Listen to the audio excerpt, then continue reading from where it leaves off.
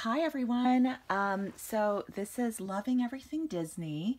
We are a new YouTube channel, and I thought about doing a Disney YouTube channel for a while. I'm a very, very long time Disney fan, and anyway, you should expect to see a lot more videos from us with, product reviews, reviews from going to different theme parks. We're DVC owners. We love to cruise. Anyway, I'll be so excited to just shoot more videos for you guys. But today's video, I wanted to talk about Mickey's Halloween Party and provide some tips and tricks. This is the Halloween party that is in Disneyland, not the Disney World one, just to clarify that. And I went to this party last night. This is the very first party of the season for 2017, the September 20th party. So basically upon entering, and you can basically show them, print out your ticket or show it to them on the phone. They hand you this wristband when you first walk in, and then you also can pick up this bag that you can basically use to gather your treats. Now, I did not personally spend a ton of time getting candy. I basically stopped at a treat stop if it was convenient and the line didn't look too long. But I'll show you guys in a little bit what what kind of candy and things they were filling out. And I'll apologize in advance if there's any trash in this bag because I did eat some of the candy, a little bit of it last night. So, but yes, let's go ahead and get started. I wanted to show you guys, I'll just kind of talk to you about what to expect at the party. And I did go to the one last year. So for those of you guys who went last year who are kind of wondering how it compares, I can give you some thoughts. All right, so this is the brochure that they hand you when you first enter. It just says Mickey's Halloween Party. And then you can see, I think this part is all like pretty boilerplate, Disneyland. One difference this year is that they do allow you to go to California Adventure. Like if you have let's say you're not an annual pass holder or have a ticket for the day, but just bought a ticket to the party, you can enter as early as 3 p.m. But the nice thing is you can actually enter at enter on the DCA side if you'd like. So you don't have to just go to Disneyland, which is nice. So I think there were people who went to Disneyland, so went to the DCA side and then around 6 o'clock came over to the Disneyland side. So anyway, you can see here they have just some icons to show you where everything is, like, where the different treat stops are, where can you find live entertainment, the character greetings, special Halloween food, which I actually did not try any of it, Halloween merchandise location, and I actually did do a video on kind of checking out the merchandise in the store, so I'll get that uploaded for you guys as well. And then the annual pass holder offering. So what that was basically a backdrop with like kind of like a haunted sort of mansion type backdrop. You had to be an annual pass holder to take that photo, and then they would take a picture of you in front of that backdrop, and then you could hold out your hand, and then they would superimpose 0. Now, what was really, really disappointing is I went back and looked at my photos, my PhotoPass photos, because I am a signature pass holder, and the one with 0 did not turn out, which is so disappointing. But here's where you can find it. So if you look at Rivers of America, you can see right here in New Orleans Square, there is the little spot right there where you can take the annual pass. So I'm going to do this. I'm going to kind of go around the map and show you guys where you can find what. And I'll also tell you guys which characters were out. So, okay, so here in Critter Country, they had Winnie the Pooh in his special honeybee costume, and then rotating on the other 2 spots were Eeyore, Tigger, and Rabbit. So just a heads up there. So, but those are all characters you can meet during the day. But Winnie the Pooh with his honeybee outfit, that was special just for the party. Okay, and then moving right along here, I'm trying to see what other, you could see where they have, oh, okay, so here in New Orleans Square, I'm trying to think who was there. Oh, that was Jack and Sally meeting in New Orleans Square. Then if we move on here to Frontierland, okay, and if you look here at this sort of little wharf landing, that's Adventureland. That's where Aladdin and Jasmine were meeting. And then the Rivers of America, right next to the Rivers of America, where you would board the I think it's the Mark Twain, that spot, they had Mickey and Minnie dressed in pirate costumes. They also had Captain Jack Sparrow and Wendy sort of rotating as well.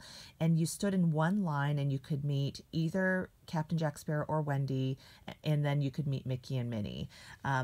And so that was a cool meet. That was a pretty long line. The annual pass one was also kind of a long line, and then it was a bummer because I don't think that was ended up being worth it for me, since I didn't ultimately end up getting the picture with Zero. Okay, so then Adventureland, you had the Aladdin characters. So that was basically Aladdin, Jasmine, Genie, kind of any combination of those. And then, okay, so then moving on here to the Fantasy Fair area, here's where you could meet the princesses. And nobody was wearing any special costumes other than what they normally wear, but they did have Elsa and Anna on one side, and then on the other side they had, you know, I believe it was Snow White and Tiana rotating with Aurora and Belle. So that was kind of a bummer. I was actually wearing my Mulan dress, and Aurora, so yeah, they didn't have Mulan this year. I think they might have had Pocahontas earlier. Yeah, you can see there's a character thing in Frontierland. I think that might have been Pocahontas, possibly earlier. Yeah, I'm actually not 100% sure which character was hanging out there. So yeah, I couldn't make it to everything, but here on Main Street, they did have Villain Square, and I was hoping for Frollo or Governor Ratcliffe, but they didn't have those guys. They did end up having the Evil Queen, the Queen of Hearts, Cruella de Vil, Maleficent, and I believe Jafar, possibly Jafar and Gaston, kind of all sort of rotating in and out. I actually spent most of my time in other parts of the park, so I don't have that confirmed, but just from asking different attendants, that's what I had heard. So I actually didn't even end up going to Villain Square because I had met all those characters. I'd met the ones I hadn't met before at last year's party, and you can meet the Evil Queen and Queen of Hearts and Jafar and Gaston during kind of more normal hours during the day. So if you have to prioritize, I would probably choose Maleficent. Maleficent would be a top priority. Oh, Cruella you can also meet during the day. So, you know, it's kind of a bummer. I was kind of hoping that they would have more rare characters. And then here in Tomorrowland, I didn't go and check it out over here. I know they had a Pixar dance party, but the characters don't pose and do any autographs. And then they have here in the Tomorrowland, I think it's just normal Star Wars characters like Darth Vader and Chewbacca. The first place I went to when I first arrived was Toontown, and I saw that Pluto, Donald, and Daisy were taking pictures in kind of a cool, you know, they're cool like Halloween outfits, and so that was pretty neat. And I thought worth checking out. So I did take a picture with Daisy. And then they also had these super tall like scarecrow people like walking around, and you could kind of grab a photo with them as well. So yeah, so that was, so those were the characters. I don't think I missed anybody, but I'd say overall, you know, if I compare this to last year, or if you compare this to the Mickey's Not So Scary Halloween party in Magic Kingdom, that party, from my perspective, is a lot better because they have a lot more rare characters coming out. I am a huge character hound, and in one of these videos I will show you guys my autograph collection because I have a really awesome autograph collection. Okay, and then the Halloween Screams fireworks, that was pretty cool. They did have the, okay, let's take a look at some of the special events. Okay, so here are the characters that they call out here. So you can see here, and I think we covered all of that. They also have these Blue Bayou dining packages. I did not take advantage of that, but that is something that you can do.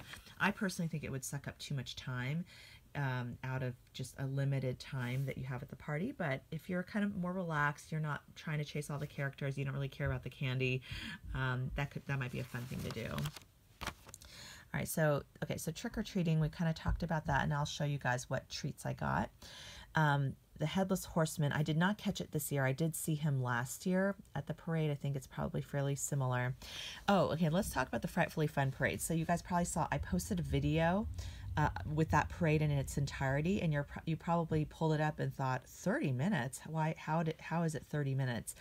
Well, I watched the 850 parade, and it basically broke down. The floats, I think at one point stalled for a good 10 minutes when they were just, And the characters, the parade characters, totally all stayed in character. They were just continuing to dance, but I think they had some mechanical problems with getting the float to move. So, so rather than have one float move, and they had to keep the equal spacing, so it was just kind of the whole thing stalled. So that was kind of interesting to see. I have it all on video. And then I also filmed the fireworks afterwards. And apologies, I didn't have a good view in front of the castle. So you can see, though, what I was able to see in the sky. And then here's the live entertainment. I did see the cadaver dance. That was pretty cool. I'll probably upload another video which is with some of the stuff that was like not the fireworks and not the parade. Those two things took up so much time. I didn't want to have this video be like an hour long. They had the living scarecrows. The cadaver dance are pretty cool. And then I did not check out the Halloween party. So that's that. But yeah, let me show you guys some of the treats that you can expect to get. And my recommendation, I know a lot of people were waiting in really long lines. They have healthy treat options in addition to the candy. So here's like a few examples. I did try to get some of each. So they have these bug bites, these goldfish giant grams. They also have these Swedish fish, pirate's booty, and of course, like regular candy like M&Ms. Okay, another Swedish fish. Let's see what I got here. Baby Ruth. M&Ms. Oops, sorry. There we go with the trash. More M&Ms. So they have the chocolate as well as the peanut. Kit Kat. Sour Patch Kids. Let's see here. Hershey's. Yoo-hoo candy, little candy mini bars, Baby Ruth, more Swedish fish, more of these goldfish grams. I think I got a pretty decent sampling. Starburst, Snickers. I'm not a huge candy person myself. Yoo-hoo candy, Crunch, goldfish grams. And if you wanted the healthy option, you just, when you get there, just ask them for the healthy treat. More M&Ms, 100 grand bar. I'll just literally take everything out and show you what I got. Starburst, Milky Way, okay, and Sweet Tarts Chews and Twix.